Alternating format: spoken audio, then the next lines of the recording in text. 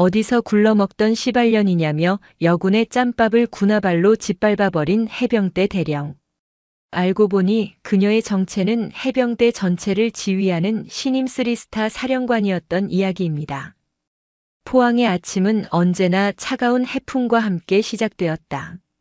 무적 해병의 기상이 살아 숨쉬는 대한민국 해병대 제1사단, 이곳의 공기는 늘 팽팽한 기압과 짠 바다 내음으로 가득했다. 그 중에서도 귀신 잡는 해병의 명성을 이어받은 맹호부대 예하의 한 해병대 연대는 유독 그 기압의 색이 검고 탁했다. 연대를 지배하는 어둠의 근원은 단 한 사람, 연대장 강성대 대령이었다. 강성대, 그의 이름은 맹호 부대원들에게 공포와 경멸의 동의어였다. 190이 넘는 거구의 험상궂은 인상, 군복 위로도 숨길 수 없는 불끈거리는 근육은 그 자체로 위압적이었다. 그는 해병대 내에서도 손꼽히는 야전 지휘관으로 과거 여러 훈련과 작전에서 세운 공도 적지 않았다. 그러나 그의 뛰어난 능력은 부패한 인성과 결합하여 최악의 지휘관을 만들어냈다. 그의 지휘 아래 맹호 부대는 겉으로는 군기가 잡힌 최정예 부대처럼 보였지만 속으로는 골마 터지기 직전의 종기처럼 고름과 악취를 품고 있었다. 강성대의 폭정은 특히 연대 소속 여군들에게 집중되었다. 그는 공공연하게 계집은 군인이 될 수 없다고 떠들고 다녔다. 그에게 여군은 장식품이거나 혹은 자신의 권력을 과시하기 위한 도구에 불과했다. 그의 사무실에 불려 들어간 여군 부사관들은 성적인 희롱과 모욕적인 언사를 견뎌내야 했고 훈련 중에는 의도적으로 가혹한 지시를 받기 일쑤였다. 그의 눈빛은 언제나 끈적한 욕망으로 번들거렸고 그 시선을 받는 여군들은 마치 거미줄에 걸린 나비처럼 무력감을 느껴야 했다. 그의 꼰대짓은 병사 식당에서 극명하게 드러났다. 강성대는 맹호 부대 병사 식당의 암묵적인 그러나 그 누구도 거스를 수 없는 규칙을 만들었다. 여군은 남자 해병들과 겸상할 수 없다. 식당의 중앙 테이블들은 오직 남군들만의 차지였다. 여군들은 식당 가장 구석 설거지를 하는 취사장 입구 근처에 마련된 좁고 낡은 테이블에 모여 앉아야 했다. 배식 순서 또한 마찬가지였다. 아무리 먼저 와서 줄을 서 있어도 남군들이 모두 배식을 받은 후에야 여군들의 차례가 돌아왔다. 남군들이 식사를 마치고 떠나 텅 비어가는 식당에서 그녀들은 남은 반찬을 긁어 모아 허겁지겁 끼니를 때워야 했다. 이것은 단순히 식사 순서의 문제가 아니었다. 인간으로서의 존엄을 짓밟고 같은 전우가 아닌 2등 시민으로 낙인 찍는 강성대 식의 잔혹한 의식이었다. 야, 박하사. 오늘 립스틱 좀 발랐네. 누구한테 잘 보이려고 환장했냐? 점심 배식 시간 강성대가 식당을 어슬렁거리며 특유의 비아냥거리는 목소리로 말했다. 그의 시선은 이제 막 배식을 받으려던 박지아 하사의 얼굴에 고정되었다. 박하사는 연대 최고의 저격수 중 한 명이었지만 강성대에게는 그저 계집일 뿐이었다. 아닙니다. 연대장님. 박하사는 고개를 숙인 채 대답했다. 분노로 입술이 파르르 떨렸지만 그녀는 감정을 드러낼 수 없었다.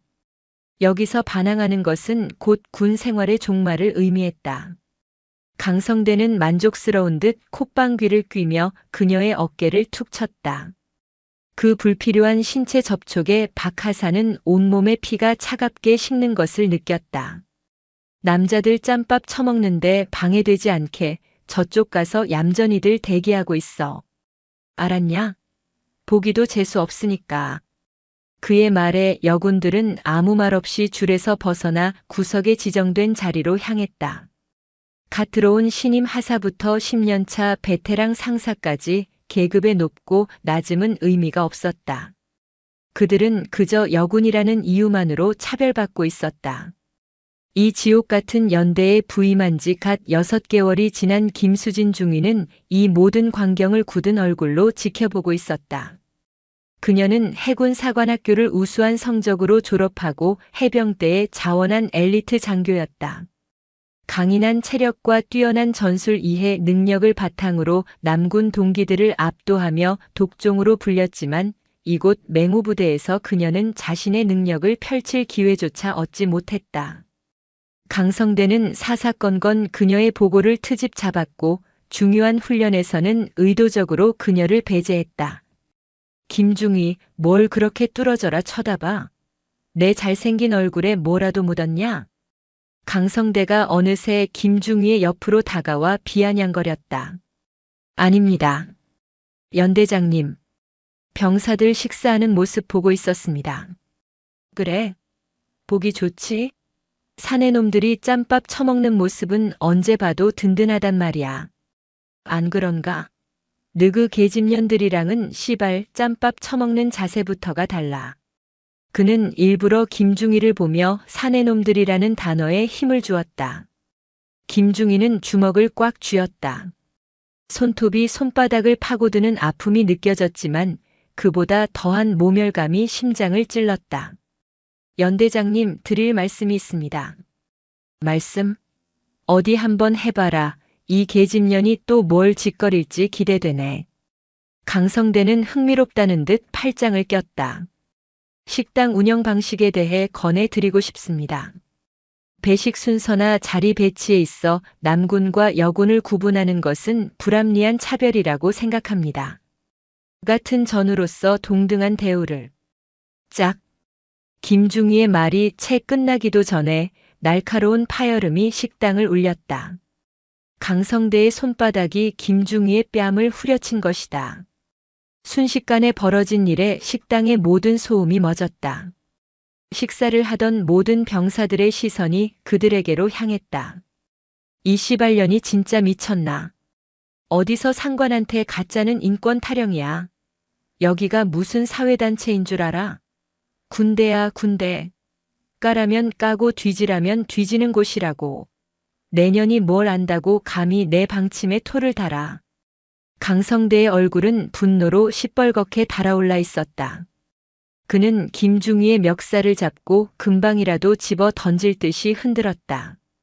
내까지 계집년이 사관학교 나왔다고 눈에 뵈는 게 없지? 여긴 그런 거 안 통해. 내가 법이고 내가 하늘이야. 한 번만 더 내 앞에서 그따위 개소리 짓거리면 그땐 내 어깨 위에 달린 그거 내 손으로 직접 떼어버린 줄 알아. 그는 김중희의 멱살을 놓으며 거칠게 밀쳤다.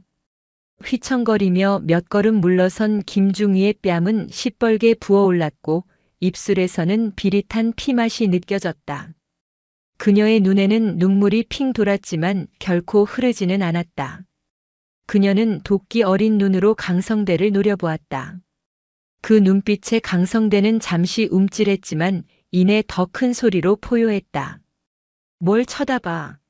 다들 짬밥 안 처먹고 뭐해. 당장 밥 안 넘겨. 그의 고함에 병사들은 황급히 다시 식사에 집중하는 척했지만 그들의 귀는 온통 이쪽에 쏠려 있었다. 여군들은 창백하게 질린 얼굴로 차마 고개조차 들지 못했다. 그날 밤 김중희는 잠들지 못했다. 뺨의 통증보다 더 아픈 것은 짓밟힌 자존심과 무력감이었다. 그녀는 수없이 국방 헬프콜에 신고할까 고민했지만 이내 포기했다. 강성대는 사단 내부에 든든한 백이 있었고 이전에도 그와 관련된 불미스러운 일들은 번번이 어둠 속에 묻혔다. 괜히 문제를 제기했다가 불명예 전역을 당하거나 더 혹독한 보복을 당할 것이 불보듯 뻔했다. 이대로 무너질 순 없어. 김중희는 이를 악물었다. 그녀는 자신의 선택을 후회하지 않았다. 군인이 되겠다고 결심했을 때부터 여군이라는 이유로 겪게 될 어려움은 각오하고 있었다. 하지만 이건 아니었다. 이건 군대의 부조리가 아니라 한 개인의 추악한 폭력이었다. 그렇게 절망적인 밤이 깊어가던 중 연대 전체에 긴급 소식이 전파되었다. 전 연대원에게 전파. 금일부로 공석이었던 해병 대사령관 자리에 신임 사령관님이 부임하셨다. 삼성 장군 출신이시며 내일 오전 사령부 전체 집합 및 취임식이 있을 예정이다. 신임 사령관. 그 소식은 맹호 부대에 아주 작은 그러나 분명한 파문을 일으켰다. 대부분의 연대원들은 그저 새로운 지휘관이 왔다는 사실에 무감했지만 김수진 중위를 비롯한 몇몇은 그 소식에서 희미한 희망의 빛을 보았다. 새로운 사령관은 과연 이 썩어빠진 맹호 부대의 현실을 알까? 과연 강성대의 전횡을 막을 수 있을까? 아무도 알지 못했다. 그저 그들이 할 수 있는 일은 내일 아침 새로운 사령관이 주관하는 전체 집합에 참석하는 것뿐이었다. 칠흑 같은 어둠 속에서 아주 작은 불씨 하나가 조심스럽게 타오르기 시작했다. 그 불씨가 모든 것을 불태울 거대한 화염이 될지 아니면 그저 연기처럼 사라져버릴지는 아무도 예측할 수 없었다. 붉은 짬밥의 그림자는 여전히 짙고 폭풍은 아직 시작되지 않았다. 다음 날 새벽 해병대사령부는 신임 사령관을 맞이할 준비로 분주했다. 연병장에는 수천 명의 해병대원들이 오와 열을 맞춰 도열했고 의장대는 마지막까지 동작을 점검하며 긴장감을 늦추지 않았다. 맹호 부대 역시 연대원 전원이 집합에 참석하기 위해 이른 시간부터 부산을 떨었다. 강성대 대령은 유독 의기양양한 모습이었다. 그는 새로 맞춘 듯 주름 하나 없는 전투복을 입고 전투화는 거울처럼 반짝였다. 야, 김중희. 어제 맞은 뺨은 좀 괜찮나? 그는 연대원들이 모두 듣고 있는 앞에서 일부러 큰 소리로 김수진 중위에게 물었다. 그의 입가에는 비열한 미소가 걸려 있었다. 김중희의 얼굴에는 아직 희미한 멍 자국이 남아 있었다. 그녀는 강성대를 쳐다보지도 않고 기계적으로 대답했다. 괜찮습니다. 그래야지. 군인이 그 정도 일로 징징대서 쓰나. 오늘 신임 사령관님 오시는 거 알지?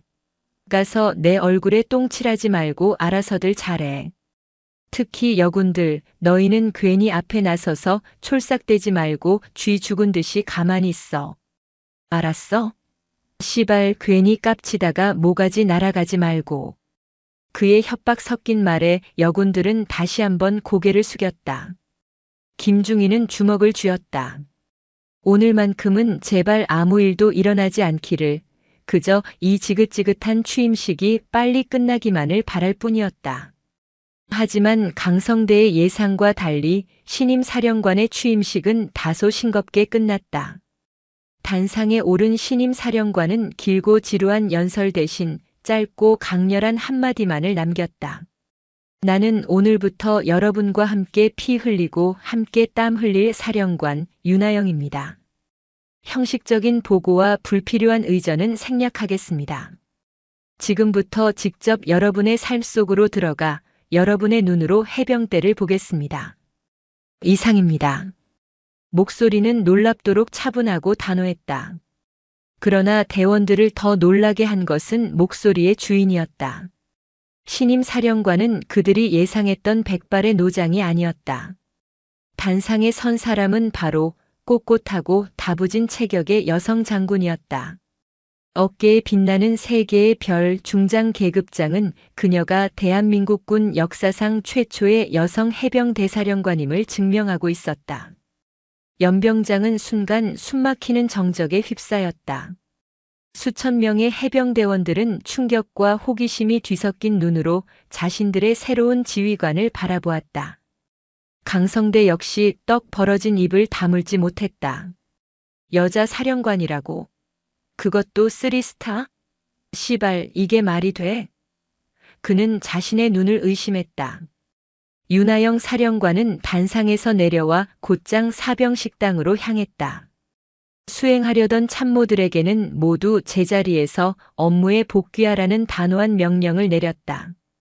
그녀는 정말로 자신의 말처럼 병사들의 삶 속으로 들어갈 생각이었다. 한편 취임식이 끝나고 부대로 복귀한 맹호 부대 병사 식당은 점심시간을 맞아 그 어느 때보다 소란스러웠다. 신임 사령관이 여자라는 사실은 최고의 화제거리였다.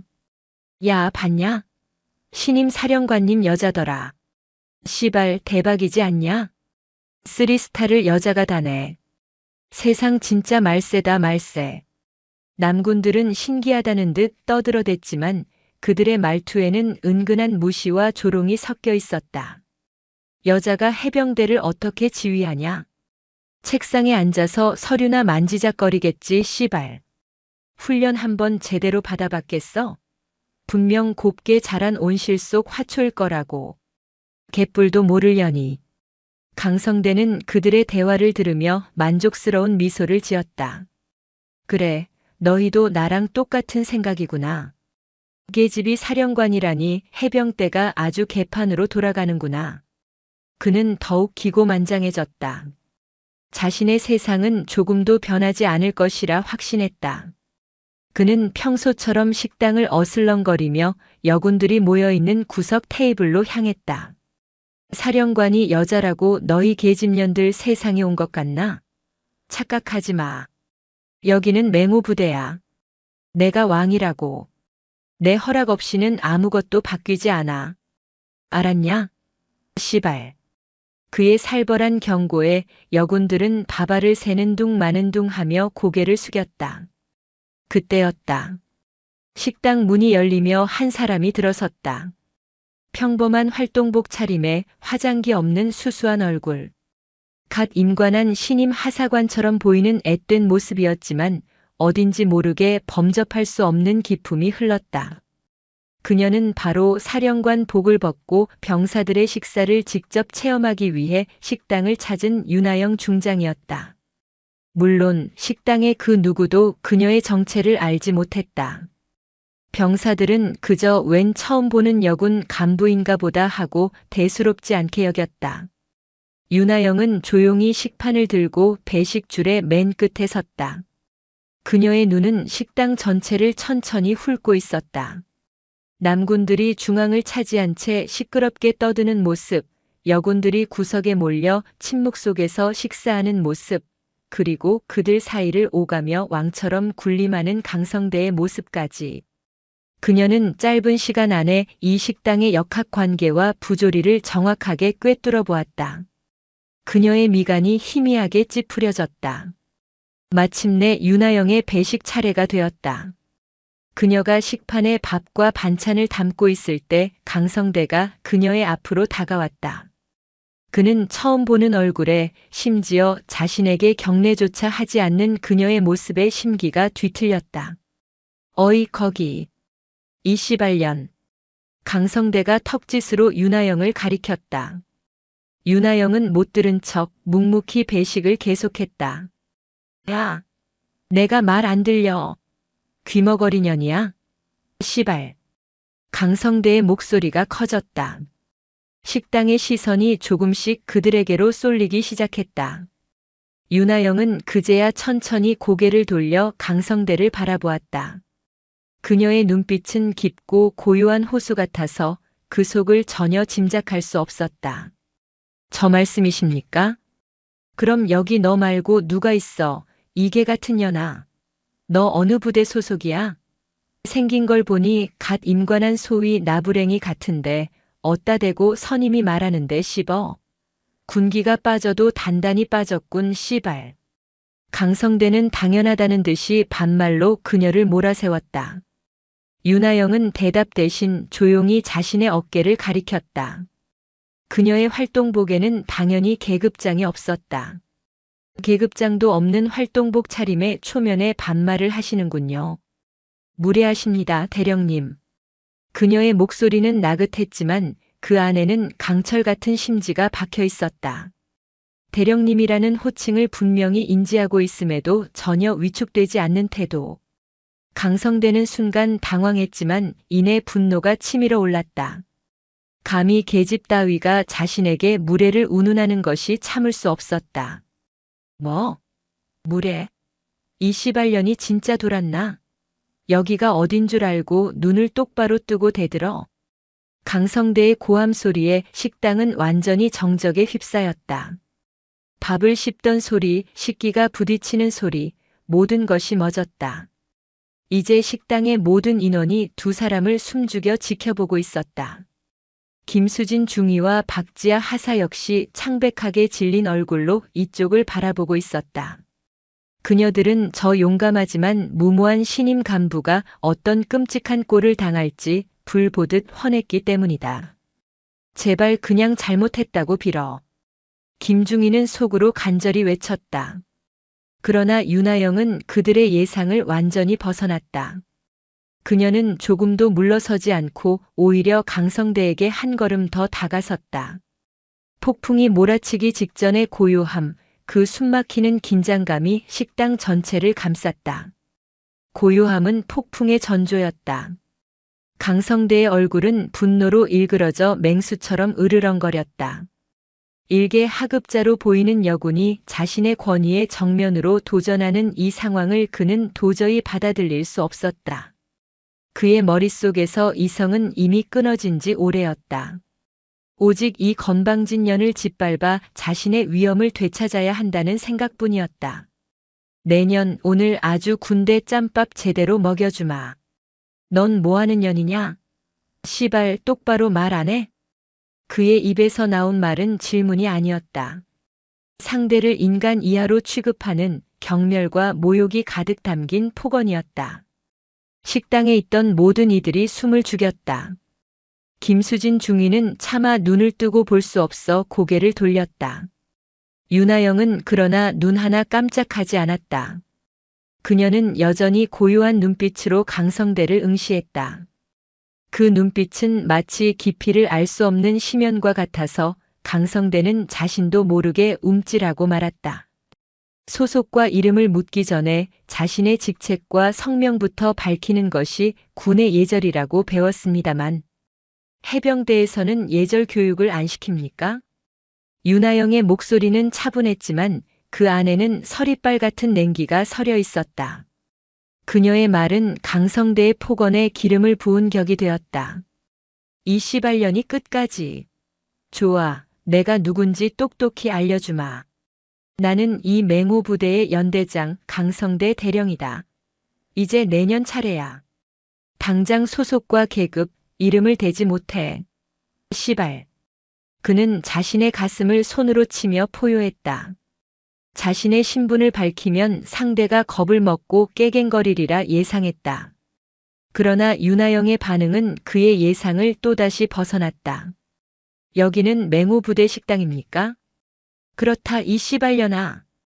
그렇다면 맹호 부대의 지휘관으로서 이 식당의 운영 방침에 대해 몇 가지 묻고 싶습니다.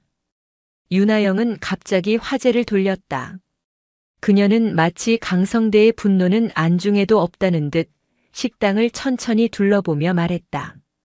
왜 여군들은 저 구석 자리에서만 식사를 해야 합니까? 왜 남군들이 배식을 모두 마칠 때까지 기다려야 하는 겁니까? 이것이 대령님의 방침입니까? 아니면 해병대의 공식 방침입니까? 그녀의 질문은 정확하게 문제의 핵심을 꿰뚫고 있었다. 강성대는 순간 말문이 막혔다. 자신의 치부를 정면으로 공격당한 기분이었다. 그건 군대의 질서를 위한 거야. 사내놈들이 든든하게 먹어야 전투력도 오르는 법이고 원래 계집은 남자 뒤에서 돕는 씨발. 그는 당황하여 횡설수설했다. 그의 대답은 그가 얼마나 시대착 오적이고 차별적인 생각을 가졌는지 스스로 증명하는 꼴이었다. 윤아영의 입가에 싸늘한 미소가 번졌다. 그렇군요. 귀신 잡는 해병은 전투력을 기르기 위해 동료를 차별하고 낡은 관습으로 인권을 짓밟는 곳이었군요. 잘 알겠습니다. 그녀의 목소리는 비수처럼 날아와 강성대의 심장에 박혔다. 그는 더 이상 참을 수 없었다. 이대로 두었다가는 자신의 권위가 바닥에 떨어질 것이라 생각했다. 그는 이성을 완전히 상실하고 최후의 수단을 선택했다. 닥쳐. 어디서 되도 않는 개소리를 짓거려? 여자년들은 나중에 퍼먹어. 시발. 강성대는 고래고래 소리를 지르며 윤아영의 손에 들려있던 식판을 향해 손을 뻗었다. 그는 식판을 낚아채 바닥에 그대로 내동댕이 쳤다. 쨍그랑. 요란한 소음과 함께 스테인리스 식판이 바닥에 나뒹굴었다. 밥과 반찬, 국물이 사방으로 튀었다. 식당은 이제 완전한 침묵에 휩싸였다. 아무도 소리를 내지 못했다. 오직 강성대의 거친 숨소리만이 정적을 갈랐다. 하지만 그의 만행은 여기서 끝나지 않았다. 그는 분이 풀리지 않는다는 듯 바닥에 흩어진 음식들을 육중한 전투화로 사정없이 짓밟았다. 하얀 쌀밥이 그의 군화 밑에서 더럽게 뭉개졌다. 그는 마치 승리한 장군처럼 짓밟힌 음식을 내려다보며 거친 숨을 몰아쉬었다. 그는 이제 윤하영이 울며 용서를 빌 것이라 생각했다. 겁에 질려 바들바들 떨 것이라 예상했다. 그러나 윤하영은 울지도 떨지도 소리치지도 않았다. 그녀는 그저 조용히 자신의 발치에 널브러진 음식물들을 내려다보고 있었다. 그녀의 얼굴에서는 어떤 감정도 읽을 수 없었다. 분노도 슬픔도 두려움도 아니었다.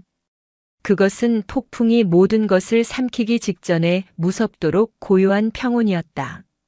잠시 후 그녀는 천천히 고개를 들었다. 그리고 짓밟힌 음식을 지식인 강성대의 전투화와 그의 얼굴을 차례로 응시했다. 그리고는 나지막이 그러나 식당의 모든 사람이 들을 수 있을 만큼 또렷한 목소리로 말했다. 당신, 지금 당신이 한 짓이 무엇인지 알고 있나? 그 목소리는 이상할 정도로 차분했다. 그러나 그 차분함 속에 담긴 무게감은 강성대의 심장을 쿵 내려앉게 만들었다. 그는 자신도 모르게 뒷걸음질 쳤다. 이 음식은 국민의 세금으로 만들어진 것이다. 그리고 이 군화는 대한민국을 지키라고 국가가 당신에게 신겨준 것이다. 그런데 당신은 국민의 세금을 국가가 부여한 신성한 군화로 짓밟았다. 이것은 단순히 음식을 버린 행위가 아니다. 이것은 국가와 국민에 대한 모독이며 군인으로서의 본분을 망각한 최악의 배신 행위다. 시발. 그녀의 말 한마디 한마디는 날카로운 칼날이 되어 강성대의 오만과 자존심을 베어냈다. 그는 아무런 대꾸도 하지 못했다. 그녀의 논리정연하고 압도적인 기세에 완전히 제압당하고 말았다. 그리고 윤하영은 말을 이었다. 그녀의 시선은 강성대를 넘어 식당 구석에서 겁에 질린 채 이 광경을 지켜보고 있는 여군들에게로 향했다. 그녀의 눈빛이 잠시 슬픔으로 흔들리는 듯 했다. 당신은 당신과 함께 조국을 지키는 전우의 명예를 짓밟았다. 이 시발로마. 그 말을 끝으로 그녀는 더 이상 아무 말도 하지 않았다. 그저 차가운 눈으로 강성대를 응시할 뿐이었다. 그 시선 앞에서 강성대는 자신이 마치 발가벗겨진 것처럼 느껴졌다. 그의 거대한 몸집과 대령이라는 계급장은 아무런 힘도 발휘하지 못했다. 그는 지금 이름 모를 여군 앞에서 초라한 죄인일 뿐이었다. 너 대체 누구야 씨발. 강성대는 간신히 목소리를 쥐어짰다. 그의 목소리는 미세하게 떨리고 있었다. 윤하영은 대답하지 않았다. 그녀는 천천히 몸을 돌려 식당 출입구를 향해 걸어갔다. 그녀가 지나가는 길은 마치 모세의 기적처럼 갈라졌다. 모든 병사들이 넋을 잃은 채 그녀의 뒷모습을 바라보았다. 식당 문을 나서기 직전 그녀는 잠시 멈춰서서 마지막 말을 남겼다. 내일 아침 8시 맹호 부대 전 인원은 연병장에 집합하도록. 연대장, 당신은 특별히 30분 먼저 나와 있도록. 내가 당신에게 군대의 예절이 무엇인지 아주 상세하게 가르쳐 줄 테니. 시발. 그 말을 남기고 그녀는 호련히 식당을 빠져나갔다. 식당에는 무거운 침묵만이 남았다. 강성대는 멍하니 그녀가 사라진 문만 바라볼 뿐이었다. 그의 머릿속은 혼돈으로 가득 찼다. 대체 누구지? 저 여자는 대체 누구지? 감히 대령인 나에게 명령을. 시발. 그때 식당 한쪽에서 누군가의 흐느낌이 터져 나왔다. 고개를 돌리자 구석 테이블에 앉아있던 박지아 하사가 두 손에 얼굴을 묻고 울고 있었다. 그 울음은 시작으로 다른 여군들의 눈에서도 참았던 눈물이 흘러내리기 시작했다. 그것은 서러움의 눈물이자 분노의 눈물이었다. 그리고 동시에 아주 오랜만에 느껴보는 통쾌함과 희망의 눈물이기도 했다. 김수진 중위는 울지 않았다. 그녀는 굳은 얼굴로 강성대를 노려보고 있었다. 그녀의 눈빛은 더 이상 두려움에 차있지 않았다. 그곳에는 새로운 결의와 곧 다가올 폭풍에 대한 기대감이 자리 잡고 있었다. 맹호 부대의 붉은 짬밥에 마침내 폭풍이 불어오기 시작했다. 그리고 그 폭풍의 중심에는 이름 모를 한 여군이 있었다. 윤하영이 사라진 식당은 마치 태풍의 눈 한가운데에 들어선 것처럼 기이하고 폭발적인 정적에 휩싸였다. 바닥에 지식여진 음식물들은 강성대 대령이 저지른 만행의 흉측한 증거물처럼 널브러져 있었고 그의 발밑에 짓밟힌 것은 단순히 밥과 반찬이 아니라 무적 해병의 명예와 한 지휘관의 추악한 인격 그 자체였다.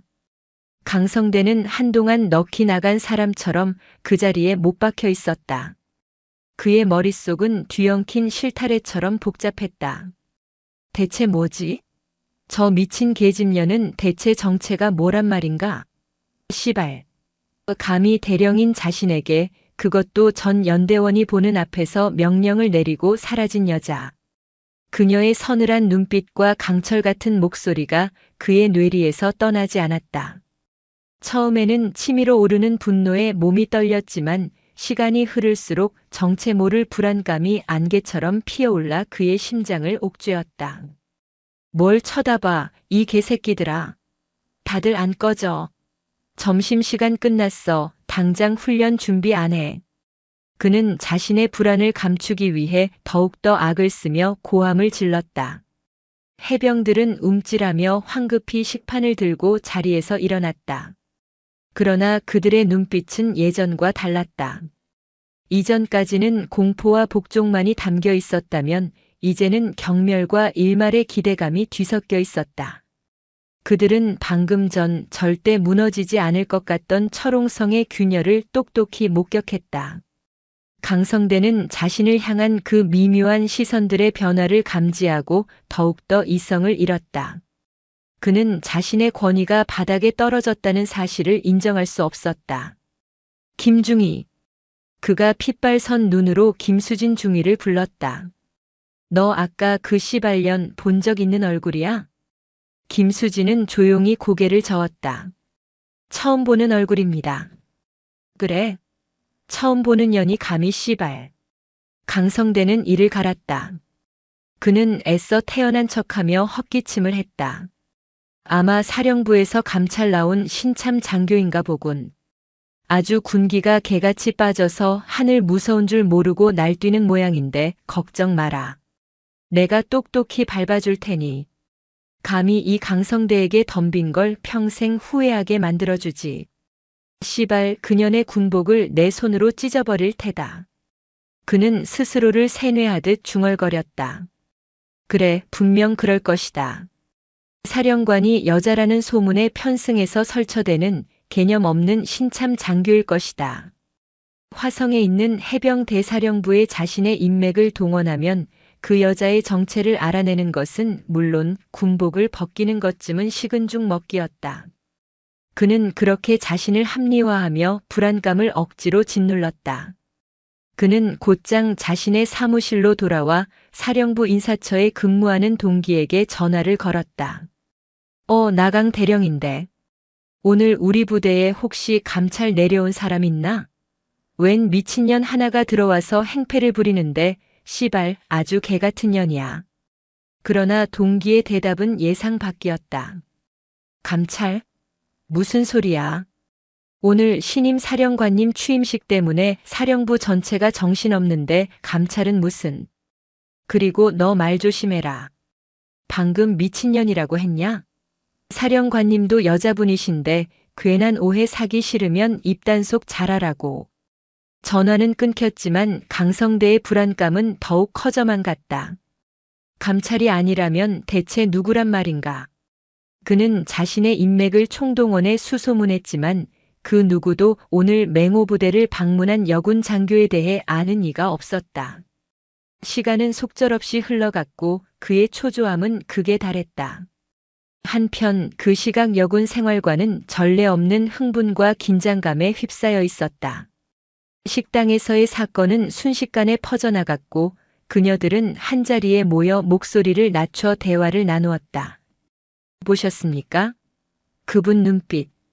강 대령 앞에서도 전혀 기죽지 않는 모습 마지막에 씨발놈이라고 하시는 거 들으셨습니까? 박지아 하사가 아직도 상기된 얼굴로 말했다.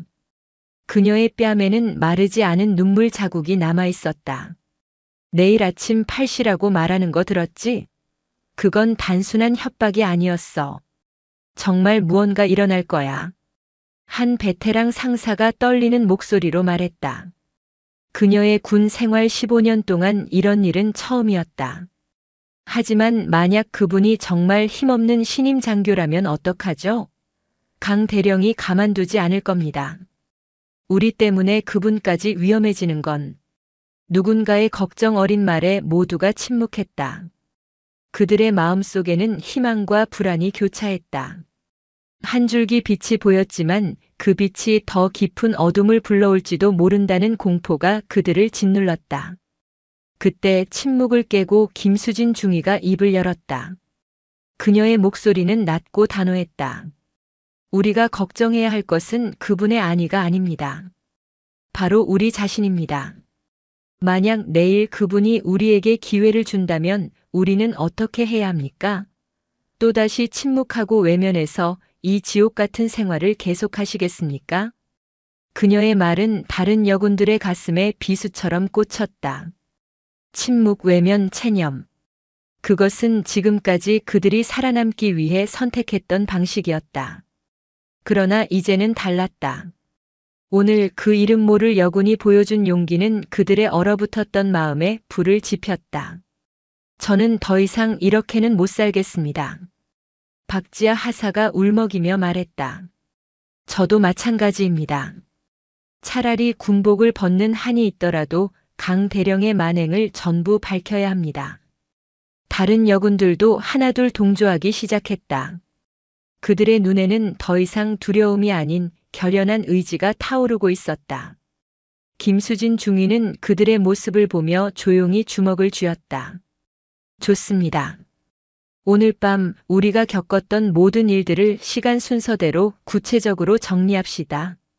증거가 될 만한 것이 있다면 모두 모으십시오. 내일 어떤 상황이 닥치든 우리는 준비되어 있어야 합니다. 그렇게 맹호 부대의 길고 긴 밤이 시작되었다. 강성대는 자신의 사무실에서 밤새 담배를 피우며 불안과 분노를 사겼다. 그는 밤이 깊어갈수록 자신이 상상할 수 있는 최악의 시나리오, 즉 그 여자가 정말로 상상 이상의 거물일지도 모른다는 가능성에 직면해야 했다. 하지만 그의 오만함은 끝까지 그 가능성을 부정했다. 내일 아침 그 시발년의 군복을 내 손으로 찢어주겠다. 그는 그렇게 스스로를 다잡으며 날이 밝기만을 기다렸다. 여군 생활관의 불은 새벽이 되어서야 꺼졌다. 그녀들은 밤새 서로의 아픔을 공유하고 증언을 정리하며 내일의 싸움을 준비했다. 두려움은 여전했지만 혼자가 아니라는 사실이 그들에게 큰 힘이 되었다. 마침내 동해 위로 해가 떠오르기 시작했다. 포항의 새벽은 언제나처럼 짙은 해무와 함께 찾아왔다. 그러나 오늘 아침의 해무는 어딘지 모르게 달랐다. 그것은 단순히 앞을 가리는 장막이 아니라 거대한 폭풍이 몰려오기 전의 전조처럼 무겁고 비장한 기운을 품고 있었다. 강성대는 약속된 시간보다 30분 이른 7시 30분에 연병장으로 향했다. 그는 일부러 가장 위압적인 표정을 짓고 허리를 꼿꼿이 세웠다. 잠시 후 도착할 그 건방진 여자를 어떻게 짓밟아 줄지 수십 가지 시나리오를 머릿속으로 그리고 있었다. 그는 자신이 이 싸움의 승자가 될 것이라 굳게 믿었다. 그러나 그는 알지 못했다. 자신이 향하는 곳이 승리의 무대가 아니라 그의 모든 것을 앗아갈 처절한 심판대라는 사실을. 아침 8시가 가까워지자 맹호 부대 연병장에는 연대원 전원이 집합을 마쳤다. 그들은 마치 사형 집행을 기다리는 죄수들처럼 굳은 얼굴로 도열해 있었다. 어젯밤부터 연대 전체를 감싼 무거운 긴장감은 최고조에 달해 있었다.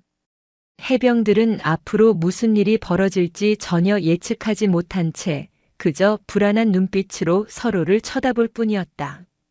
강성대 대령은 대열의 가장 앞에 서서 팔짱을 낀 채 연병장 입구를 노려보고 있었다. 밤새 잠을 설쳤지만 그의 눈은 오히려 광기로 번뜩였다. 그는 오늘 이 자리에서 자신의 권위를 되찾고 감히 자신에게 도전한 자의 말로가 얼마나 비참한지를 모두에게 보여줄 생각이었다. 연대장님, 정말 괜찮으시겠습니까? 연대 주임원사가 불안한 목소리로 물었다. 뭐가? 시발. 상대방이 누구인지도 모르는데 너무 강하게 나가시는 것 아닙니까? 시끄러워. 이 맹호 부대에서 나 강성대보다 강한 놈은 없어. 그게 누구든 내 앞에서 무릎 꿇게 만들 테니 두고 봐. 시발, 계집년 하나 제대로 못 조져서야 되겠어? 강성대가 버럭 소리를 질렀다. 그의 허세 가득한 목소리가 텅 빈 연병장에 울려 퍼졌다. 정확히 8시 정각. 연병장 저편에서 여러 대의 차량이 일으키는 흙먼지가 피어올랐다. 해병들의 시선이 모두 그쪽으로 향했다. 처음에는 지휘관이 타는 일반 지프 한 대 정도일 거라 생각했다. 그러나 그들의 눈에 들어온 것은 완전히 다른 풍경이었다. 선두에 선 헌병 순찰차를 시작으로 해병대 장성을 상징하는 번호판을 단 검은색 세단 여러 대가 위용을 뽐내며 연이어 들어오고 있었다. 그것은 일개 영관급 장교는 감히 상상할 수도 없는 장성급 지휘관의 공식적인 행차였다. 강성대의 얼굴에서 자신만만했던 미소가 순식간에 사라졌다. 그의 심장이 불안감에 거칠게 방망이질하기 시작했다. 뭐지? 저건 대체 시발. 차량 행렬은 연병장 중앙 강성대의 바로 앞에서 멈춰섰다. 모든 엔진이 꺼지자 연병장에는 숨막히는 정적만이 흘렀다. 뒷좌석에서 내린 부관들이 재빠르게 움직여 중앙의 가장 큰 세단의 뒷문을 열었다. 그리고 마침내 그녀가 모습을 드러냈다. 어제 식당에서 보았던 평범한 활동복 차림이 아니었다. 갓 다려 칼날처럼 각이 선 장군용 정복, 가슴에는 해병대의 상징인 빨간 명찰이 선명하게 불타오르고 있었다. 그러나 연병장의 모든 이들을 경악시킨 것은 그녀의 어깨였다. 해병대 장군의 진홍색 견장 위에서 대한민국군의 최고 위급 지휘관임을 상징하는 은빛의 별 3개가 아침 햇살을 받아 서리빨처럼 빛나고 있었다. 바로 어제 그가 미친년 개같은 년이라 모욕했던 바로 그 여인이었다. 대한민국 해병대 중장, 신임 해병대사령관 윤하영. 그녀의 뒤를 이어 해병대 부사령관인 소장과 참모장, 인사참모 등 별을 단 장군들이 줄줄이 차에서 내렸다. 그들은 모두 윤하영 사령관의 뒤에서 굳은 표정으로 서 있을 뿐이었다. 흐억. 누군가의 입에서 터져나온 비명 같은 신음소리. 그것은 시작이었다. 연병장에 도열해 있던 수백 명의 해병들은 모두 자신의 눈을 의심했다. 경악, 충격, 그리고 혼돈. 그들의 머릿속은 하얗게 비어버렸다. 특히 김수진 중위와 여군들은 입을 틀어막은 채 아무 말도 하지 못했다. 어제 자신들 앞에서 모욕당하던 그 여인이 바로 이 거대한 해병대를 이끄는 새로운 수장이었다니. 그녀들의 심장은 희망과 전율로 터질 듯이 뛰었다. 가장 큰 충격을 받은 것은 단연 강성대였다. 그는 눈앞의 광경을 도저히 믿을 수 없었다. 그의 두 눈은 금방이라도 튀어나올 듯 커졌고 떡 벌어진 입은 다물어지지 않았다. 뇌가 활동을 정지한 듯 아무런 생각도 할 수 없었다. 어제 자신이 저지른 만행들이 파노라마처럼 머릿속을 스쳐 지나갔다. 폭언, 모욕, 그리고 바닥에 내팽개치고 군화발로 짓밟았던 식판까지. 그의 온몸에서 힘이 빠져나가기 시작했다. 다리가 후들거려 금방이라도 주저앉을 것 같았다. 핏기가 완전히 가신 그의 얼굴은 백지장처럼 하얗게 질려 있었다. 윤하영 사령관은 천천히 그러나 위험 있는 발걸음으로 강성대를 향해 걸어왔다. 또각또각. 그녀의 구두 소리는 마치 심판의 시간이 다가왔음을 알리는 시계추 소리처럼 연병장 전체에 서늘하게 울려 퍼졌다. 그녀는 얼음처럼 굳어버린 강성대의 바로 앞에 멈춰 섰다. 둘 사이의 거리는 불과 한 뼘. 윤하영은 아무 말 없이 차갑고 고요한 눈으로 강성대의 눈을 꿰뚫어 볼 듯이 응시했다. 그 시선 앞에서 강성대는 자신이 거대한 산 앞에 선 작은 돌멩이처럼 느껴졌다. 어제까지만 해도 세상을 다 가진 듯 오만했던 그의 존재는 진홍의 별 앞에서 한없이 작아지고 있었다. 한참의 침묵 끝에 마침내 윤하영이 입을 열었다. 그녀의 목소리는 어제처럼 차분했지만 그 안에는 수만 명의 해병을 호령하는 지휘관의 절대적인 무게감이 실려 있었다. 강성대 대령. 그녀가 그의 이름을 부르는 순간 강성대는 자신도 모르게 온몸을 움찔했다. 어제 나에게 군대의 예절이 무엇인지 가르쳐 주겠다고 했지. 그녀는 잠시 말을 멈추고 경멸이 담긴 눈으로 그의 머리부터 발끝까지를 천천히 훑었다. 이제 배울 준비가 되었나? 이 시발로마. 그 한마디는 강성대의 남은 이성을 완전히 박살내는 거대한 망치였다. 그는 그 자리에 쿵 소리를 내며 무릎을 꿇었다. 아니, 무릎을 꿇었다기보다는 다리에 힘이 풀려 주저앉았다는 표현이 더 정확했다. 사령관님. 제가 씨발 죽을 죄를 지었습니다. 못 알아배웠습니다. 제발 목숨만 살려주십시오. 어제까지만 해도 왕처럼 군림하던 그의 모습은 온데간데 없었다. 그는 어린아이처럼 엉엉 울며 윤하영의 군화 끝에 이마를 조아렸다. 그의 비굴한 모습에 해병들은 경멸의 시선을 보냈지만 그 누구도 소리내어 비웃지는 못했다. 지금 이 연병장을 지배하는 것은 오직 윤하영 사령관의 서늘한 분노뿐이었기 때문이다. 윤하영은 무릎 꿇고 비는 그를 내려다보며 조금도 동요하지 않았다. 그녀의 분노는 이제 시작일 뿐이었다. 일어서라. 그녀의 싸늘한 명령에 강성대는 비틀거리며 겨우 자리에서 일어났다. 나는 어제 너에게 군대의 예절을 가르쳐 주겠다고 약속했다. 그 첫 번째는 바로 진실이다. 그녀는 고개를 돌려 대열을 향해 외쳤다. 김수진 중위 앞으로. 그녀의 부름에 김수진 중위가 놀라 뻣뻣하게 굳었다. 하지만 그녀는 이내 입술을 굳게 깨물고 절도 있는 동작으로 대열에서 벗어나 윤하영 사령관의 앞으로 걸어 나왔다. 필승. 중위 김수진 사령관님께 명받았습니다. 윤하영은 따뜻한 그러나 강인한 눈빛으로 김중위를 바라보았다. 김중위. 어제 식당에서 강성대 대령이 나에게 했던 행동을 모두가 들을 수 있도록 정확하게 증언해 주길 바란다. 그리고 그동안 이곳 맹호부대에서 너와 너의 동료들이 겪어야 했던 모든 부조리에 대해서도 숨김없이 말해 주길 바란다. 내가 너의 방패가 되어 주겠다. 그러니 두려워하지 말고 진실을 말하라. 그녀의 말은 김수진 중위뿐만 아니라 연병장에 있던 모든 여군들의 가슴을 울렸다. 방패가 되어주겠다. 그 한마디는 그 어떤 위로보다도 강력한 힘을 가지고 있었다. 김수진 중위의 눈에 뜨거운 눈물이 차올랐지만 그녀는 울지 않았다. 대신 허리를 꼿꼿이 펴고 강성대를 똑바로 노려보며 입을 열었다. 심판의 시간, 그 서막이 마침내 올랐다. 김수진 중위의 목소리는 처음에는 미세하게 떨렸지만 이내 강한 확신을 담고 연병장 전체에 울려 퍼지기 시작했다.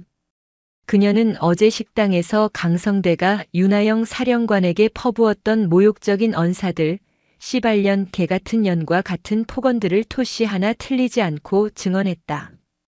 그리고 식판을 걷어차고 군화발로 음식을 짓밟았던 만행까지 모든 것을 똑똑히 밝혔다. 강성대 대령은 어제 사령관님께만 그런 행동을 한 것이 아닙니다.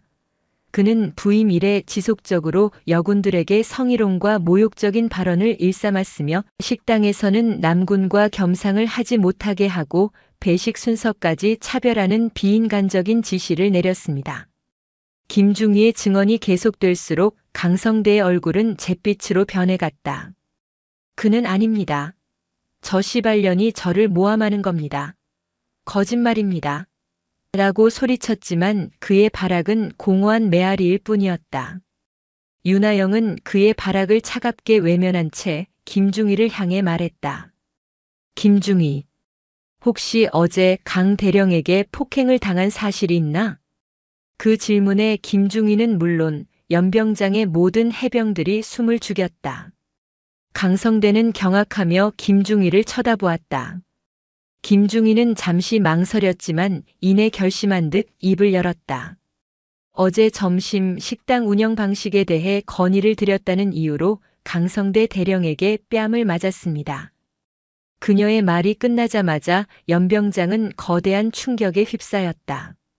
부하 장교를, 그것도 여군 장교를 폭행했다는 사실은 그 어떤 변명으로도 용서받을 수 없는 범죄였다. 거짓말이야. 증거 있어? 어떤 새끼가 봤는데? 강성대가 미친 사람처럼 소리쳤다. 그때였다. 제가 봤습니다. 대열 속에서 우렁찬 목소리가 터져 나왔다. 목소리의 주인공은 박지아 하사였다. 그녀는 윤하영 사령관의 허락도 구하지 않은 채 스스로 대열에서 뛰쳐나와 김중희의 옆에 섰다. 그녀의 눈에는 두려움 대신 활활 타오르는 분노가 가득했다. 저뿐만이 아닙니다. 어제 식당에 있던 모든 여군들이 똑똑히 목격했습니다.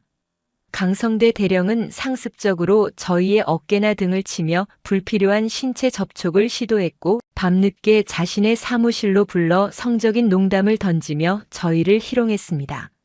화장이 진하다, 몸매가 좋다는 개 같은 말들을 아무렇지 않게 내뱉으며 저희에게 수치심을 줬습니다. 박 하사의 용기 있는 고백은 도화선이 되었다. 여기저기서 다른 여군들의 증언이 터져나오기 시작했다. 저는 체력 검정에서 남자들보다 기록이 좋다는 이유로 계집년이 너무 나댄다며 불이익을 받았습니다.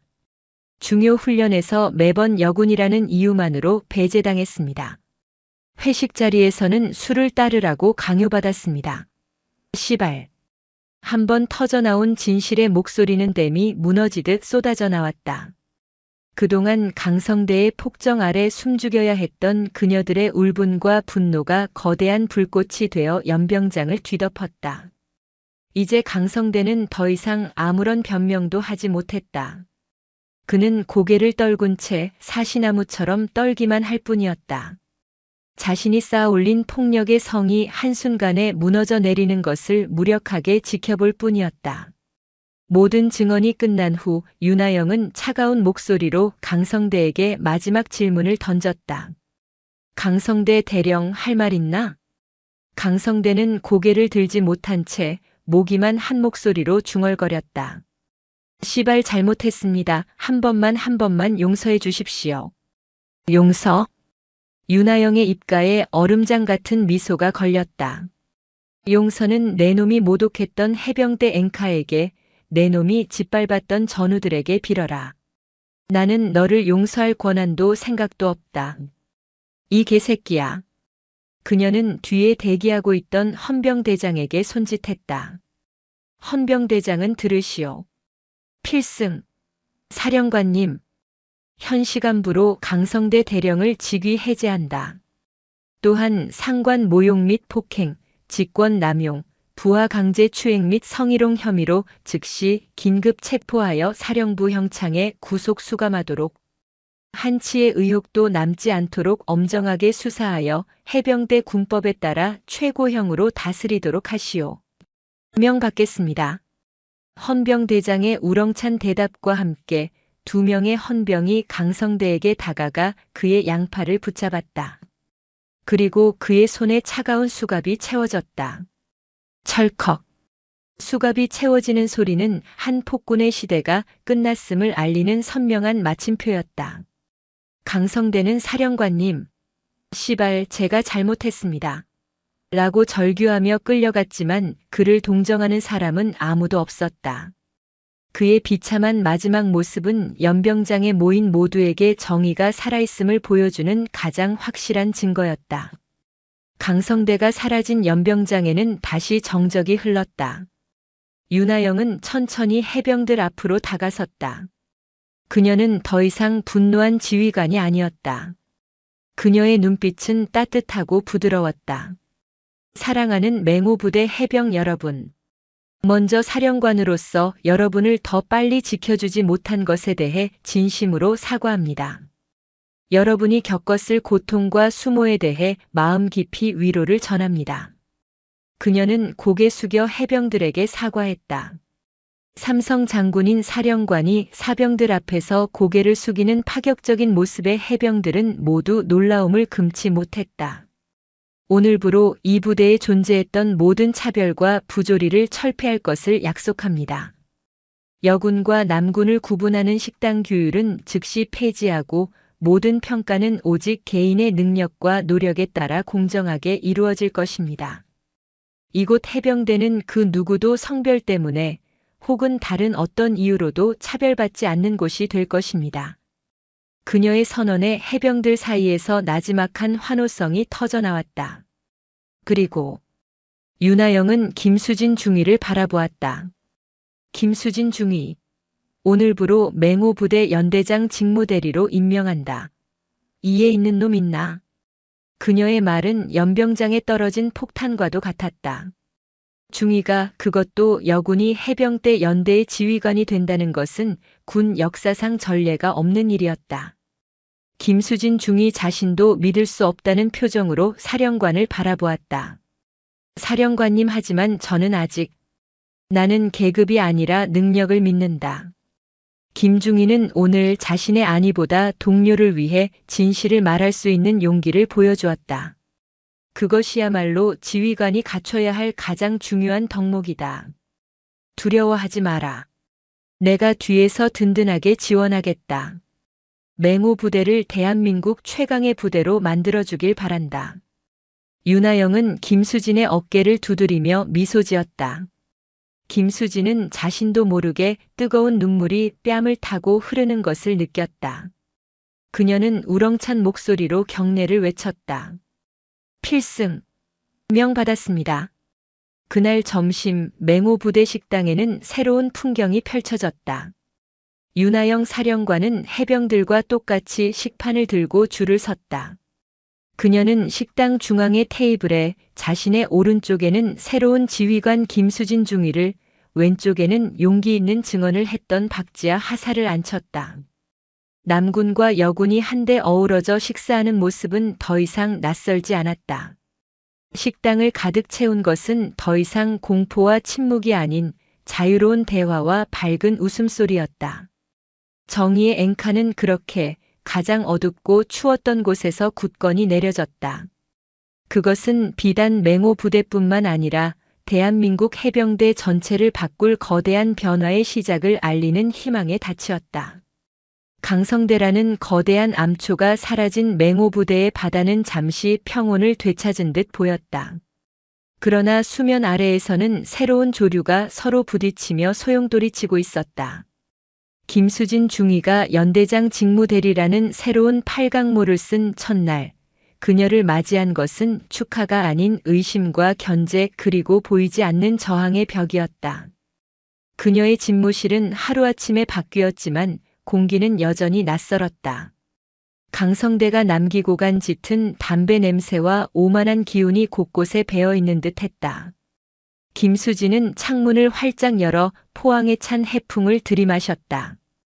그녀는 이 방의 공기뿐만 아니라 연대 전체에 찌들어 있는 낡고 부패한 모든 것을 완전히 환기해야 한다고 다짐했다.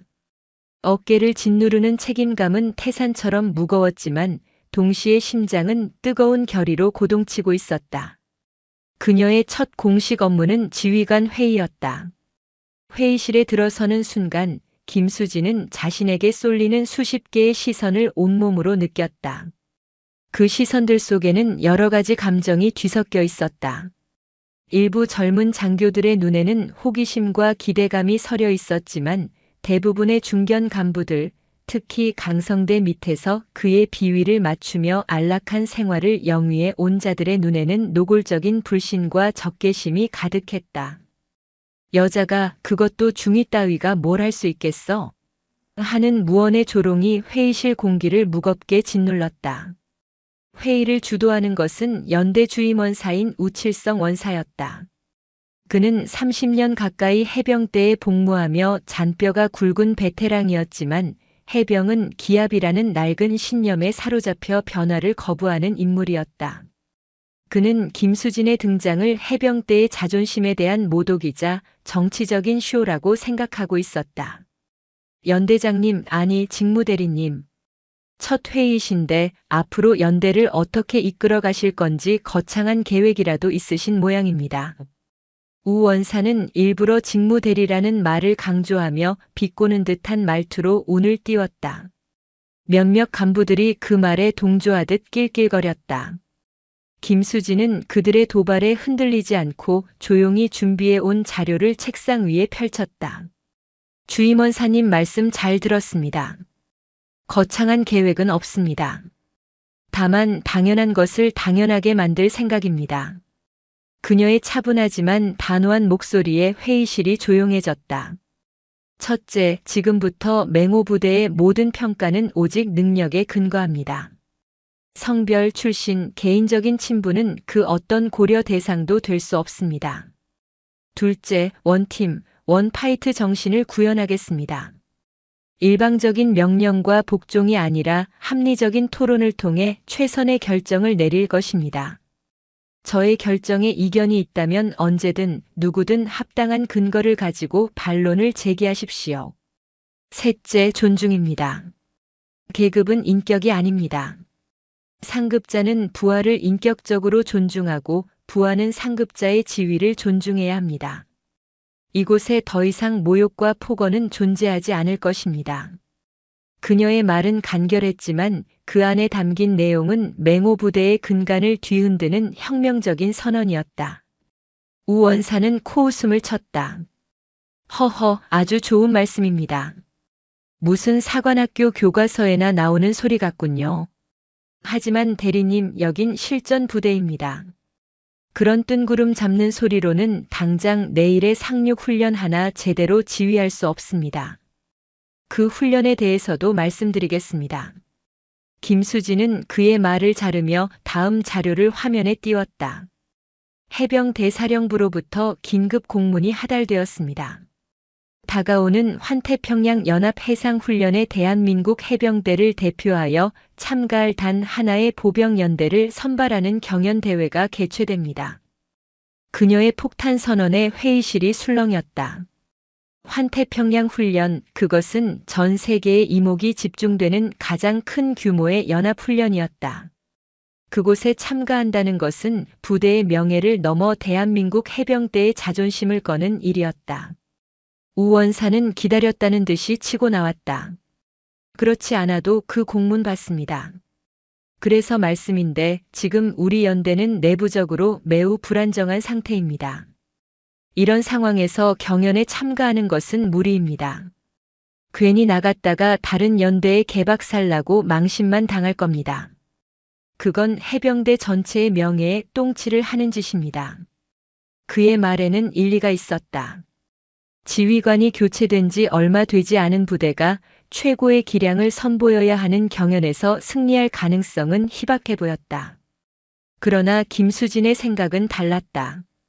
아닙니다. 저는 그렇게 생각하지 않습니다. 이것은 위기가 아니라 기회입니다. 우리 맹호 부대가 과거의 오명을 씻고 진정한 최정예 부대로 다시 태어났다는 것을 모두에게 증명할 수 있는 절호의 기회입니다. 시발, 지금 제정신입니까? 뭘로 증명하시겠단 말입니까? 우 원사가 자신도 모르게 욕설을 내뱉으며 격앙된 목소리로 외쳤다. 김수진은 흔들림 없는 눈으로 우 원사를 응시했다. 실력으로 증명하겠습니다. 오늘부로 맹호부대는 환태평양 훈련 선발 경연을 위한 비상훈련 체제에 돌입합니다. 경연에서 우리가 마주할 그 어떤 과제보다도 더 혹독하고 더 처절하게 우리 자신을 담금질할 것입니다. 그리고 반드시 승리하여 맹호부대의 깃발을 환태평양 한가운데에 꽂겠습니다. 그녀의 목소리에는 조금의 망설임도 없는 절대적인 확신이 담겨 있었다. 그 기세에 눌려 회의실의 그 누구도 더 이상 반론을 제기하지 못했다. 회의가 끝난 후 김수진은 곧바로 사령관실에 자신의 계획을 보고했다. 수화기 너머로 들려오는 윤하영 사령관의 목소리는 바다처럼 깊고 굳건했다. 김중희, 지금 그 결정이 얼마나 무거운 책임감을 동반하는지 알고 있나? 알고 있습니다, 사령관님. 하지만 물러서고 싶지 않습니다. 수화기 너머로 잠시 침묵이 흘렀다. 이내 윤하영 사령관의 나지막한 웃음소리가 들려왔다. 두려운가, 김중희? 조금은 두렵습니다. 해병은 물러서지 않는다. 결과로 증명해라. 그것이 진짜 해병의 방식이다. 나는 김중희를 믿는다. 소신껏 지휘해라. 모든 책임은 내가 질 테니. 사령관의 절대적인 지지는 김수진에게 천군만마와도 같은 힘이 되었다. 그녀는 수화기를 내려놓고 다시 한번 창밖을 내다보았다. 연병장에서는 벌써부터 비상훈련 체제 돌입을 알리는 방송이 울려 퍼지고 술렁이는 해병들의 모습이 보였다. 새로운 팔강모는 이미 굳건히 쓰였다. 이제 그 팔강모 아래 낡은 것들을 모두 불태우고 새로운 질서를 세우는 혹독한 과정만이 남아 있었다. 김수진은 조용히 전투복 소매를 걷어붙였다. 그녀의 전쟁은 이제 막 시작되었다. 김수진이 선포한 비상훈련 체제는 지옥주라는 이름으로 맹호부대 전체를 거대한 용광로 속으로 밀어넣었다. 포항의 험준한 산악 지형에 위치한 해병대 산악전 훈련장에서 닷새 동안 밤낮 없이 이어지는 훈련은 인간의 한계를 시험하는 처절한 사투 그 자체였다. 시작부터 강도는 상상을 초월했다. 완전 무장 상태로 갯벌을 포복하고 차가운 밤바다를 수영하여 가상의 적진에 침투해야 하는 상륙 기습 훈련은 첫 번째 관문일 뿐이었다. 젖은 전투복이 말을 새도 없이 깎아지른 듯한 암벽을 오르고 칠흑 같은 어둠 속에서 독도법으로 산맥을 넘어야 했다. 잠은 하루에 2시간도 채 허락되지 않았고 식사는 거친 전투 식량으로 겨우 허기를 채우는 것이 전부였다. 훈련이 시작되자마자 대열은 금세 실력에 따라 나뉘었다. 강성대 밑에서 편하게 군 생활을 하던 간부들은 얼마 가지 못해 낙오하기 시작했다. 반면 그동안 묵묵히 자신의 자리를 지키며 개인 훈련을 게을리하지 않았던 해병들은 젖먹던 힘까지 짜내며 훈련을 이어나갔다. 이 지옥 같은 훈련 속에서 가장 빛난 것은 바로 여군들이었다. 박지아 하사를 비롯한 여군들은 남군들과 똑같은 훈련 강도를 견뎌내며 조금도 뒤처지지 않았다. 오히려 극한의 고통 속에서 더욱 강인한 정신력을 발휘하며 지쳐 쓰러진 남군 전우의 군장을 대신 짊어지고 함께 나아가는 모습을 보여주었다. 많은 남군 해병들은 충격에 휩싸였다. 그들은 지금까지 여군들을 지켜줘야 할 대상 혹은 짐이 되는 존재로 여겨왔다. 그러나 눈앞에서 펼쳐지는 광경은 그들의 편견을 산산조각 내기에 충분했다. 피로에 절어 금방이라도 쓰러질 듯한 상황에서도 서로를 격려하며 소리 한번 지르고 다시 일어서는 그녀들의 모습은 해병 그 자체였다. 지옥주 셋째 날 우칠성 원사는 김수진 중위를 시험하기 위해 의도적으로 가장 혹독한 과제를 제시했다. 그것은 야간에 IBS 고무보트를 타고 거친 파도를 뚫고 가상의 적 해안에 상륙하여 주요 목표물을 타격하고 복귀하는 훈련이었다. 그날따라 파도는 유난히 높았고 비까지 내려 시야 확보조차 어려운 최악의 조건이었다. 중위님, 이건 무리입니다. 지금 바다에 나가는 건 자살행위나 다름없습니다. 훈련을 연기해야 합니다. 한 중대장이 창백한 얼굴로 건의했다. 우 원사는 팔짱을 낀 채 김수진이 어떤 결정을 내릴지 날카로운 눈으로 지켜보고 있었다. 그가 보기에 이것은 경험 없는 지휘관이 해결할 수 없는 이길 수 없는 싸움이었다. 여기서 김수진이 훈련을 중단시킨다면 그는 그것을 빌미로 그녀의 리더십에 흠집을 낼 생각이었다. 그러나 김수진의 결정은 모두의 예상을 벗어났다. 연기하지 않는다. 다만 작전을 변경한다. 그녀는 지도를 펼쳐놓고 모든 팀장들을 불러 모았다. 기존의 교리는 정면 돌파를 요구하지만 지금과 같은 악천후에서는 통하지 않는다. 오히려 우리는 이 악천후를 우리의 아군으로 만들어야 한다.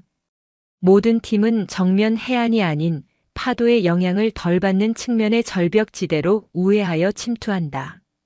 이것은 기존 교범에는 없는 방식이다. 하지만 여러분들의 산악 등반 및 침투 능력을 믿는다. 각 팀의 판단에 따라 최적의 루트를 개척하여 목표 지점에 도달하라. 그것은 파격적인 결정이었다. 교범을 무시하고 현장 지휘관들의 판단에 작전의 성패를 맡기겠다는 것이었다. 우 원사는 속으로 혀를 찼다. 어린 계집이 겁도 없이 저러다 부대 전체를 말아먹고 말겠군. 하지만 결과는 정반대였다. 각 팀의 해병들은 자신들을 믿어주는 지휘관의 신뢰에 보답하듯 그 어느 때보다도 높은 집중력을 발휘했다. 그들은 험한 파도를 뚫고 절벽에 접근했고 서로의 몸을 의지하며 한 명의 낙오자도 없이 암벽을 기어올랐다. 그리고 마침내 모든 팀이 약속된 시간에 목표물을 완벽하게 타격하고 복귀하는 데 성공했다. 새벽녘 흠뻑 젖은 채 복귀한 해병들의 얼굴에는 피로가 역력했지만 그들의 눈은 승리의 희열과 자신감으로 불타오르고 있었다. 우칠성 원사는 그 광경을 멍하니 바라보았다. 그는 수십 년간 수많은 훈련을 지켜봐 왔지만 이토록 완벽한 악조건 속에서 이토록 완벽하게 임무를 수행해낸 부대는 본 적이 없었다. 그는 조용히 김수진에게 다가갔다.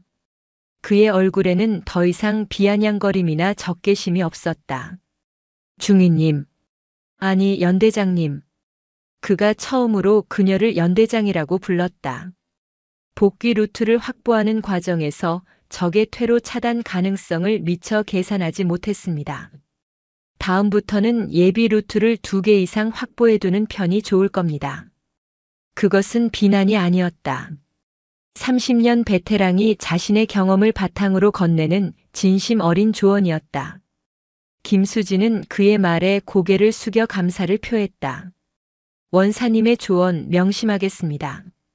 그 순간 두 사람 사이에 보이지 않던 벽이 허물어졌다. 낡은 관습과 새로운 도전이 마침내 하나가 되는 순간이었다. 용광로 속에서 불순물은 모두 타서 없어지고 마침내 순도 높은 강철만이 남아 빛을 발하기 시작했다. 맹호 부대는 더 이상 분열된 조직이 아니라 지옥의 불길 속에서 하나의 심장으로 뛰는 진정한 팀으로 거듭나고 있었다. 환태평양 훈련 파견부대 선발 경연의 날이 밝았다.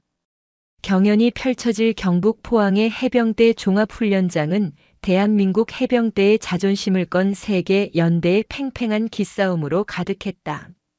백전노장 대령들이 이끄는 2개의 경쟁 연대는 중위 계급장을 단 여군 지휘관이 이끄는 맹호 부대를 노골적으로 무시하거나 혹은 신기한 구경거리 보듯 쳐다보았다.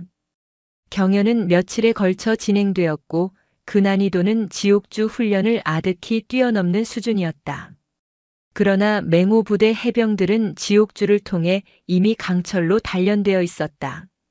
그들은 모든 평가 과목에서 한치의 오차도 없는 완벽한 팀워크와 불굴의 정신력을 선보이며 평가위원단으로 파견 나온 사령부의 장군들을 경악시켰다. 마침내 경연의 승패를 결정지을 마지막 과제가 주어졌다. 그것은 적이 점령한 가상의 섬에 상륙하여 적의 지휘부를 타격하고 주요 정보를 확보하여 복귀하는 복합적인 실사격 상륙 돌격 훈련이었다. 훈련이 시작되자 맹호 부대는 마치 한 마리의 거대한 호랑이처럼 무서운 기세로 움직였다. 김수진은 지휘 텐트 안에서 수많은 모니터를 응시하며 침착하고 정확한 명령을 하달했다. 그녀의 지휘에는 조금의 망설임도 없었다.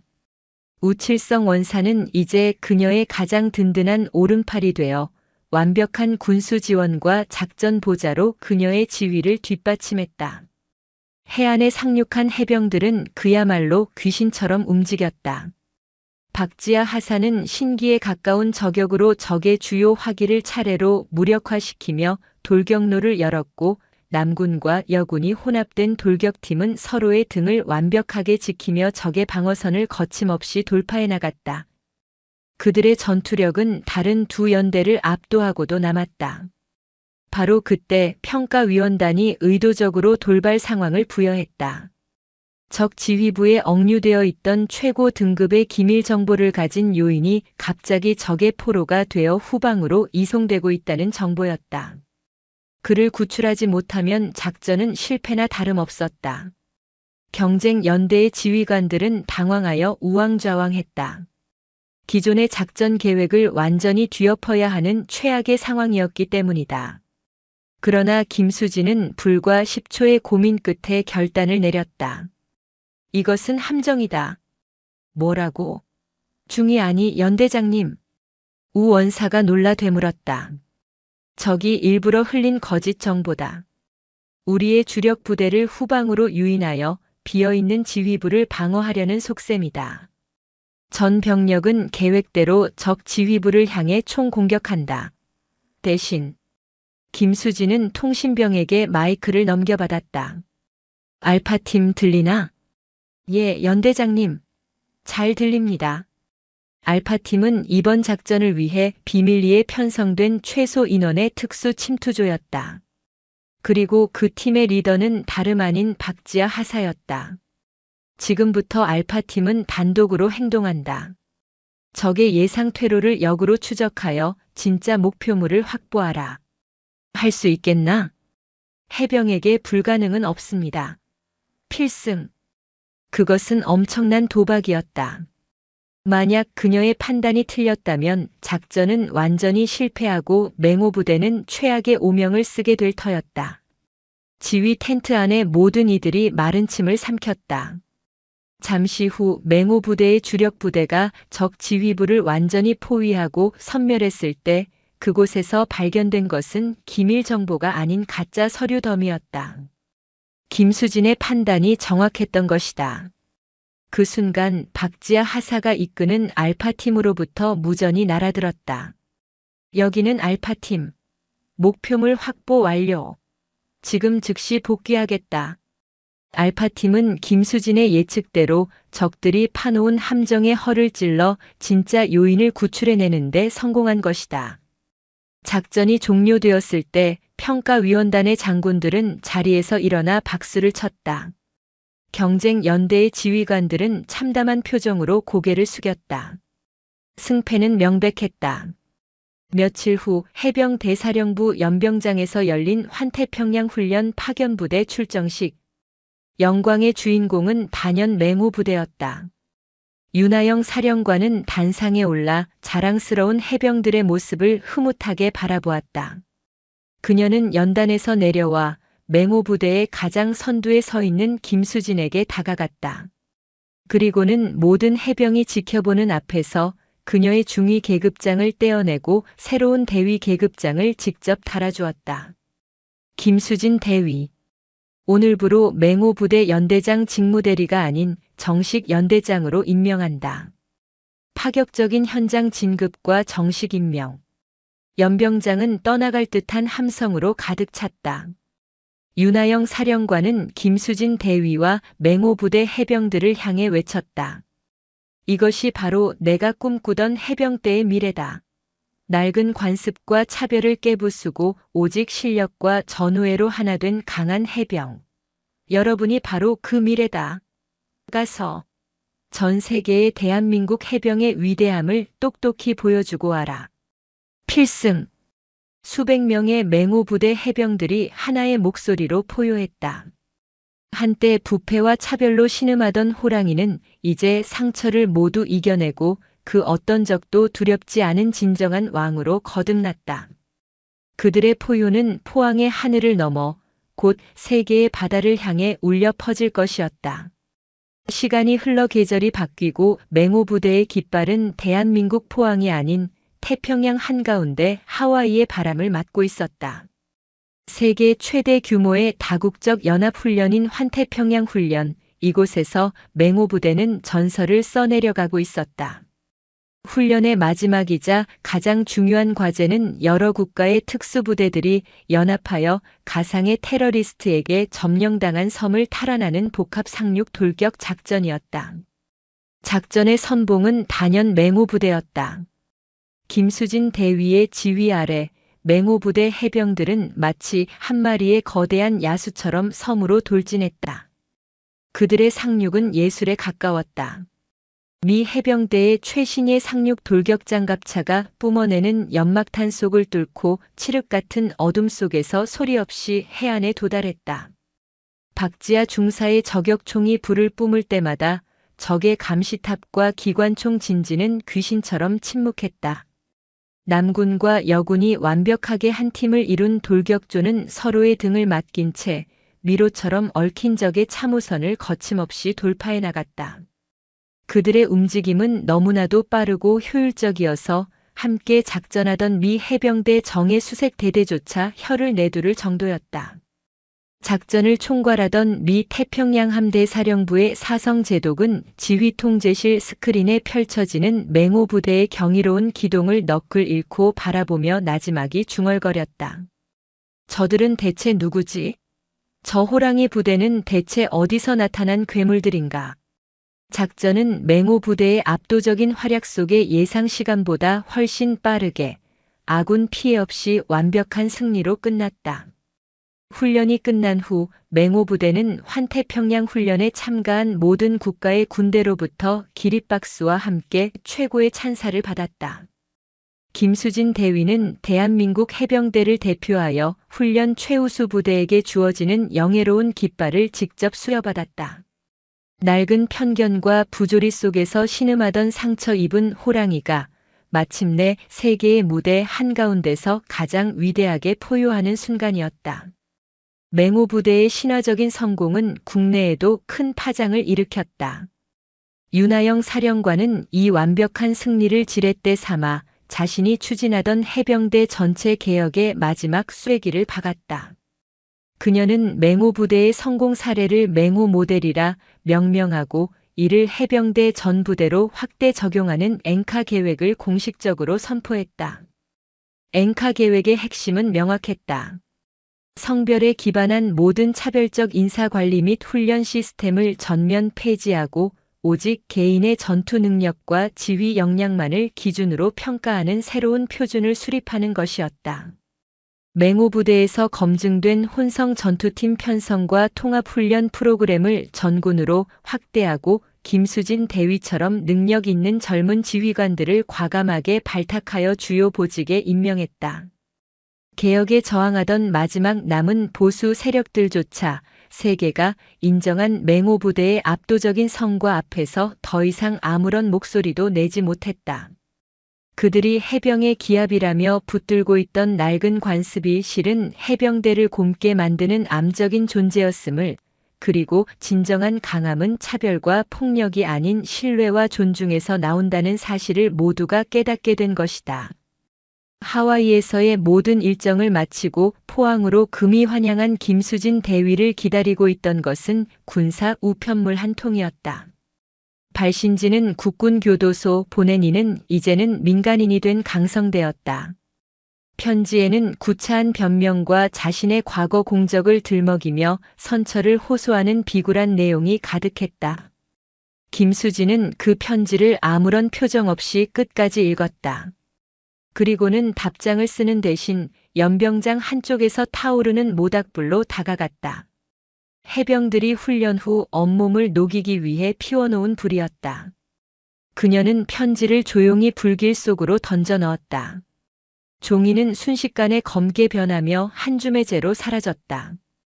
그녀의 마음속에 남아있던 마지막 과거의 찌꺼기가 완전히 타서 없어지는 순간이었다. 그녀는 더 이상 과거에 얽매이지 않았다. 그녀의 시선은 오직 미래를 향해 있었다. 그런 그녀에게 우칠성 원사가 다가와 따뜻한 커피 한 잔을 건넸다. 그는 이제 김수진의 가장 든든한 조력자이자 해병대 내에서 앵카 계획의 가장 열렬한 지지자가 되어 있었다. 어제 간부 인사위원회에서 한바탕 했습니다. 우 원사가 껄껄 웃으며 말했다. 왜 그러셨습니까? 웬 꼴통 하나가 새로 진급할 중대장 자리에 여군은 아직 시기상조라는 개소리를 짓거리기에 제가 책상을 뒤엎을 뻔했습니다. 제가 그랬습니다. 씨발 내 놈이 우리 박 중사보다 총을 잘 쏴?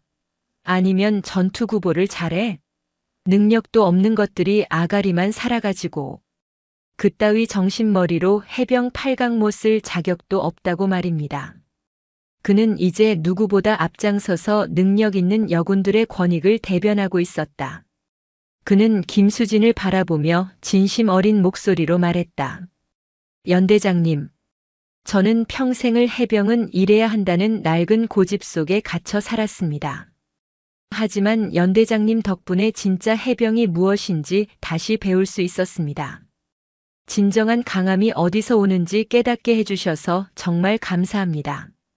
한 사람의 진심이 또 다른 사람을 변화시키고 그 변화가 조직 전체를 건강하게 만드는 선순환. 김수진은 자신이 꿈꾸던 군대가 바로 눈앞에 있음을 실감했다. 그날 저녁 윤하영 사령관이 예고 없이 부대를 방문했다.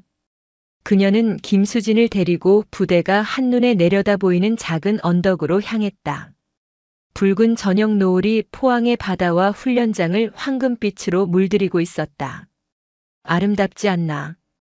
윤 사령관이 노을을 바라보며 나지막이 말했다. 예, 사령관님.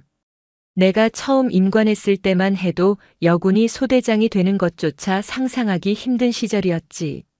수많은 벽에 부딪히고 혼자서 눈물 삼킨 밤도 셀 수 없었다. 하지만 그때마다 나를 다시 일으켜 세운 것은 단 하나의 생각이었어. 언젠가 내 뒤를 이을 후배들은 나보다 더 나은 세상에서 군 생활을 하게 만들겠다는 다짐. 윤 사령관은 김수진을 돌아보며 따뜻한 미소를 지었다. 그녀는 품에서 작은 상자를 꺼내 김수진에게 건넸다. 상자 안에는 빛나는 소령 계급장이 들어있었다. 김수진 소령. 대한민국 해병대 소령으로 진급한 것을 진심으로 축하하네. 그리고 맹호부대 연대장으로 임명된 것도. 자네는 내 오랜 꿈을 현실로 만들어 주었어. 자네 같은 지휘관이 있기에 우리 해병대의 미래는 밝다고 믿네. 김수진의 눈시울이 뜨거워졌다. 그녀는 거수 경례로 자신의 모든 존경과 감사를 표했다. 두 여성 지휘관은 말없이 나란히 서서 자신들이 지키고 가꾸어 나갈 부대의 평화로운 저녁 풍경을 오랫동안 바라보았다. 이야기는 다시 모든 것이 시작되었던 병사식당에서 끝을 맺는다. 저녁 배식 시간 식당은 활기찬 대화와 유쾌한 웃음소리로 가득했다. 테이블에는 더 이상 보이지 않는 선이 없었다. 남군과 여군, 장교와 부사관, 병사들이 한데 어우러져 환태평양 훈련에서 겪었던 무용담을 떠들며 편안하게 식사를 즐기고 있었다. 소령 계급장을 단 김수진은 그날도 어김없이 병사들과 똑같이 줄을 서서 배식을 받고 있었다. 그때 누군가 그녀의 어깨를 툭 쳤다. 돌아보니 어느새 중사로 진급하고 해병대 최고의 저격 교관이 된 박지하였다. 어이 김소령. 짬밥 먹는데 줄 좀 제대로 서시지. 박지하의 장난기 가득한 농담에 주변에서 웃음이 터져나왔다. 박중사 내일 사격 훈련 때 보자고. 아주 지옥을 맛보게 해줄 테니. 김수진이 웃으며 받아쳤다. 두 사람은 식판을 들고 마주 앉았다. 그들은 더 이상 과거의 아픔이나 상처에 대해 이야기하지 않았다. 대신 다음 분기 훈련 계획과 새로 들어온 신병들의 기량에 대해 진지하게 토론했다. 그녀들의 뒤편으로 식당 벽에 걸린 해병대의 상징, 앵카가 굳건하게 빛나고 있었다. 한때 낡은 관습과 부조리에 녹이 슬어있던 그 앵카는 이제 그 어떤 파도에도 흔들리지 않는 정의와 평등, 그리고 진정한 전우애의 상징이 되어 있었다. 지옥의 문을 열고 들어가 기어이 희망을 건져 올린 해병대. 그들이 다시 세운 정의의 앵카는 앞으로도 오랫동안 맹호부대의 앞날을, 그리고 대한민국 해병대의 미래를 굳건히 지켜줄 영원한 닻이 될 것이었다.